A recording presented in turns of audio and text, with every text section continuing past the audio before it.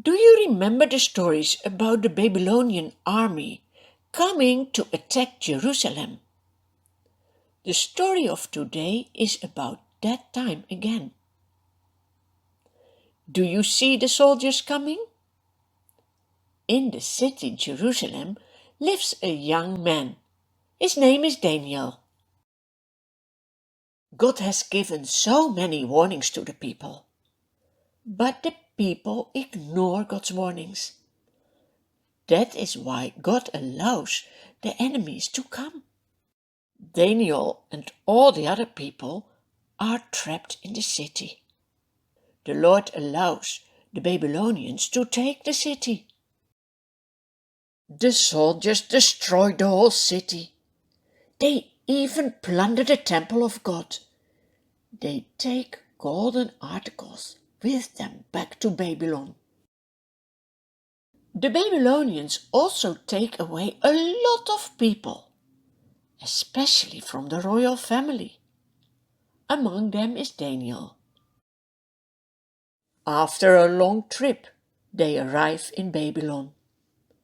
There King Nebuchadnezzar orders his chief of staff to select from the prisoners the very best of the young men from royal and noble families.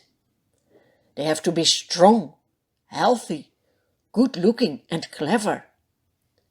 Daniel is chosen. Also 3 of his friends. Daniel is a beautiful name. It means God is my judge. Also his friends have names that remember them about their God. Their names are Hananiah, Mishael, and Azariah. But now something happens that is very sad. The chief of staff gives them new names. That is because the king wants them to forget their own names, to forget their own God. That's why they get names that honor the Babylonian gods, the idols. Will Daniel forget his God? Will his friends do so? The plan of the king is to train these young men for 3 years. They need to learn the language and literature of Babylon. They will get nice food and wine from the king's own kitchen. But Daniel knows that these meals are not prepared as God has set out in his laws. He doesn't want to eat food that is forbidden by God. He also doesn't want to drink wine and become drunk. Do you see that Daniel and his friends don't forget God? Daniel asks the chief official for permission not to defile himself with the royal food and wine. Now I read something special in the Bible. God has caused the official to show favor and compassion to Daniel. But the chief is also scared. He says, I am afraid of the king. When you don't look as healthy as the other boys, what will happen to me? Daniel answers, Please test me and my friends for 10 days. Give us only vegetables to eat and water to drink. Then compare us with the other young men who eat the royal food. And treat your servants in accordance with what you see. Then the chief of staff agrees.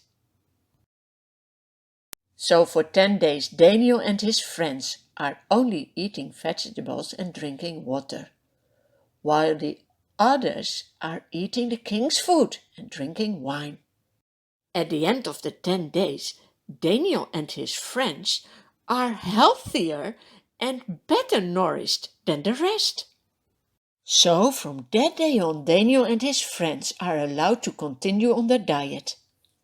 Do you see that God is blessing Daniel and his friends because they trust him and obey his laws? Let that encourage you as well to trust God and to obey him in everything he asks from you. God makes Daniel and his 4 friends very wise. He gives them a lot of knowledge.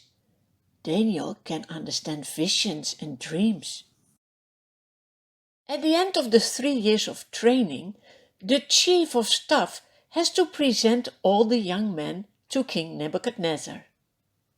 The king talks with all of them. He asks them difficult questions. And what do you think? The king finds Daniel and his friends 10 times better than all the magicians and wise men in his whole kingdom. So Daniel and his friends are chosen to enter the king's service.